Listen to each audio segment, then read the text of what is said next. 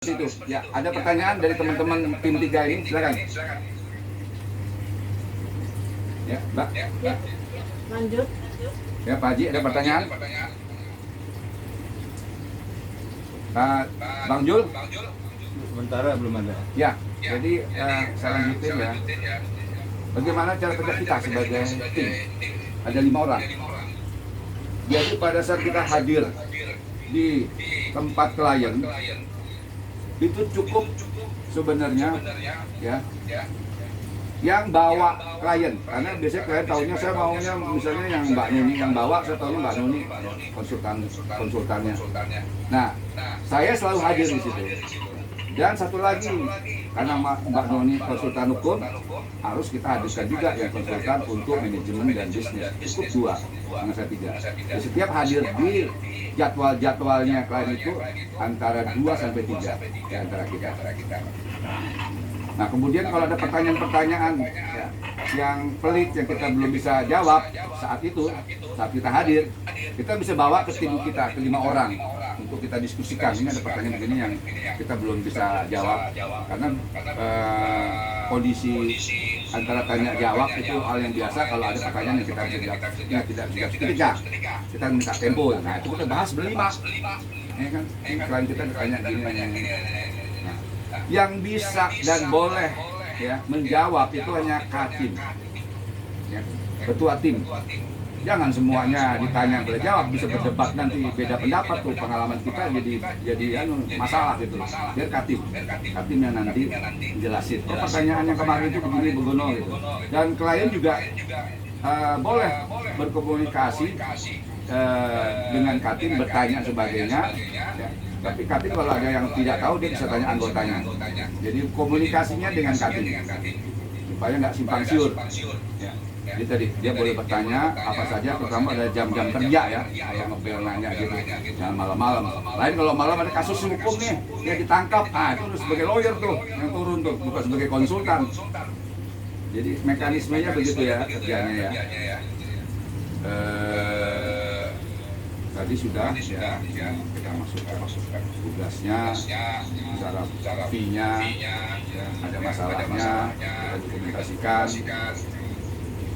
Ya, kurang lebih kerjanya konsultan seperti itu, mau bisnis maupun manajemen dan benar. Saya mau singgung, mumpung ini kita ngomongin masing-masing tim. Tugas teman-teman kita tim 1-2 apa? Pengetahuan aja nih di konsultan hukum.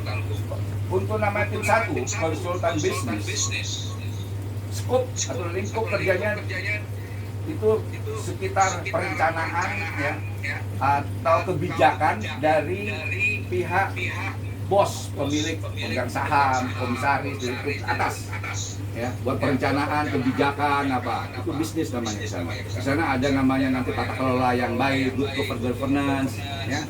Nah, ada business forecasting apa di sana, perencanaan 5 tahun, 10 tahun ke depan perusahaan bagaimana. Kemudian di situ ada membuat perencanaan strategis ya kan. Ada mungkin buat studi kelayakan kan. Itu yang konsultan bisnis. Jadi kalau konsultan manajemen, dia lingkupnya buat sistem dari manajer itu. Nah, di sana kan ada fungsi-fungsi manajemen, ada marketing, ada HRD, ada akuntansi, ada finance, ada produksi, ya ada manajemen building, apa semuanya. Itu lingkup daripada konsultan manajemen. Jadi dia menyangkut direksi ke bawah. Operasional, ya, untuk operasional. Jadi kalau bisnisnya adalah kebijakan, perencanaan, ya kan, jangka pendek, jangka panjang. Nah, kalau di manajemen itu implementasi dari apa yang dilakukan. Nah, hukum sebenarnya bisa masuk dari atas dan bawah, itu dari pihak bisnis dan manajemen. Di sana ada undang-undang PT, dia mesti tahu tuh.